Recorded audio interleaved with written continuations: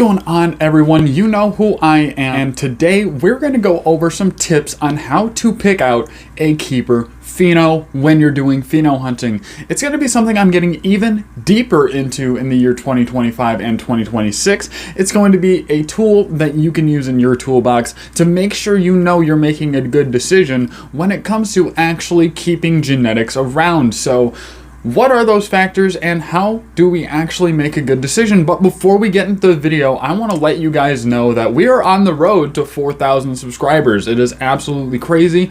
We're almost to 4,000 subscribers. That is a crazy amount. I could not imagine sitting and doing this in an auditorium with almost 4,000 people watching me. But if you want to join the journey, join the road, help us hit that milestone, go ahead and hit that subscribe button before we get into it, because today we are going to teach you how do you know you're making a good decision when it comes to keeping your genetics.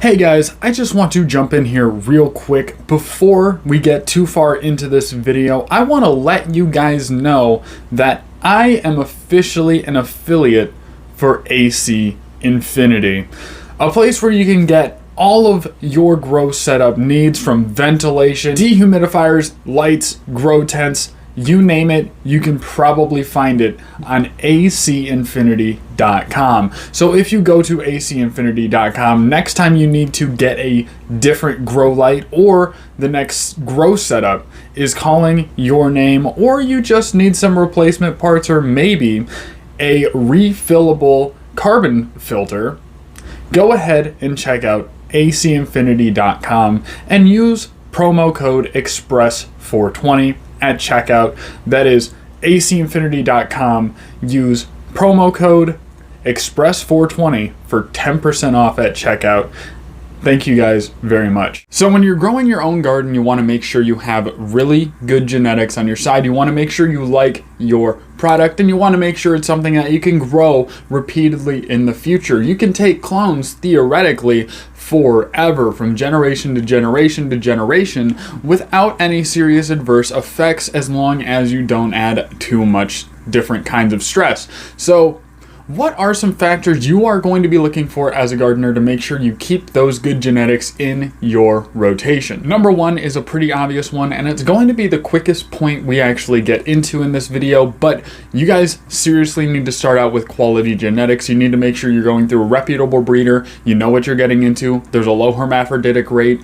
All of those factors, before you even put a seed in the ground, you need to make sure that the seeds you are buying to pick from are actually quality genetics that you have a chance of liking, that might grow in your environment, that might fit into your grow space, that are going to do well for your cannabis oil system, and you are going to actually enjoy what you are getting. Tip number two, when you plant that seed, you want to not necessarily look for a high germination rate, but you want to look for strong seedlings. I find a direct correlation between a strong seedling stage and being able to take strong clones off of a plant.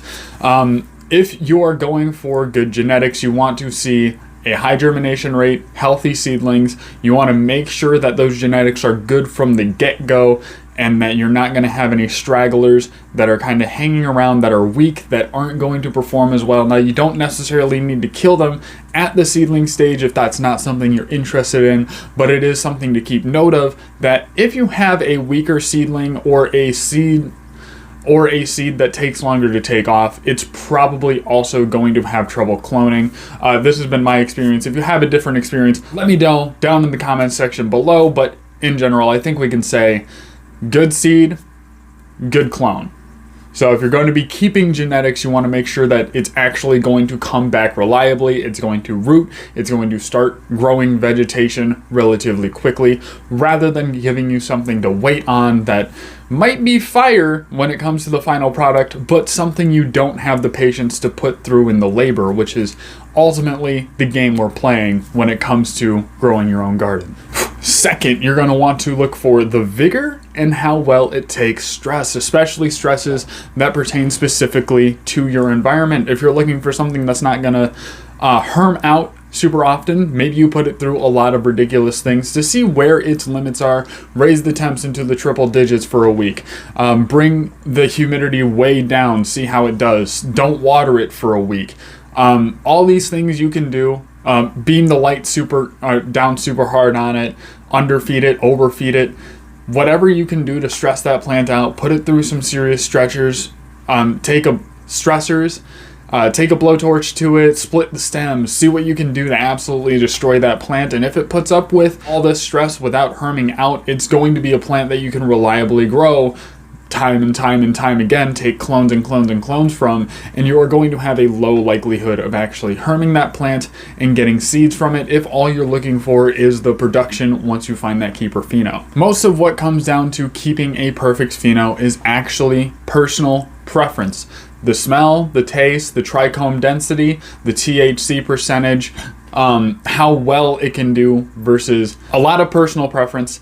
Those things that come with the smokability of the product, how you want to grow your plant, the environment you want to grow it in, all of those things are actually going to come down to personal preference. I'd say number 3, does it fit your personal preference and personal lifestyle when it comes to growing? i.e., does it save money on food? Is it a lighter feeder?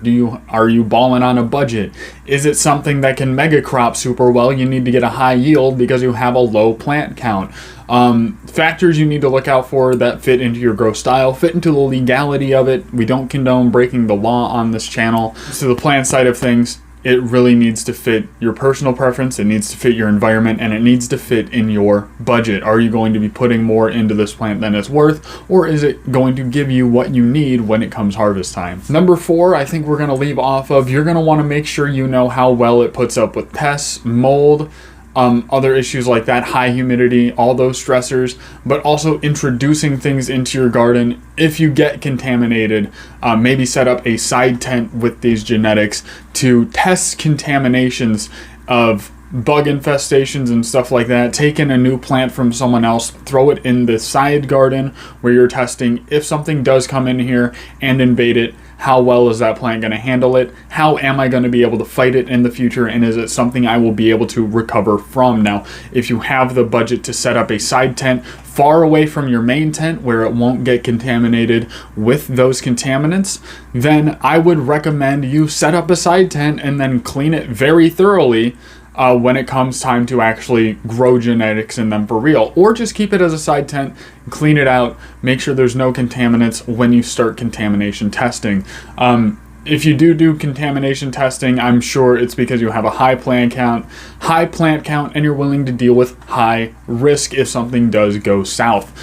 This is not something I would recommend lightly. This is going to be someone who is a seasoned grower who wants to really put their plants through the ringer. If you're a guy who can only grow 1 or 2 plants, or you're a guy who doesn't want to put your plants through serious risk, definitely skip that testing. It's not going to help you. Just be clean, practice IPM, and you should be fine for the most part. But for people who are looking for stable genetics when breeding that can put up with a lot, you're going to want to do those kinds of tests where you have them far away from your other plants that are basically your soul children, your good angel babies, and then you want your kind of bastards that you treat like shit a little bit just to see how they put up with it.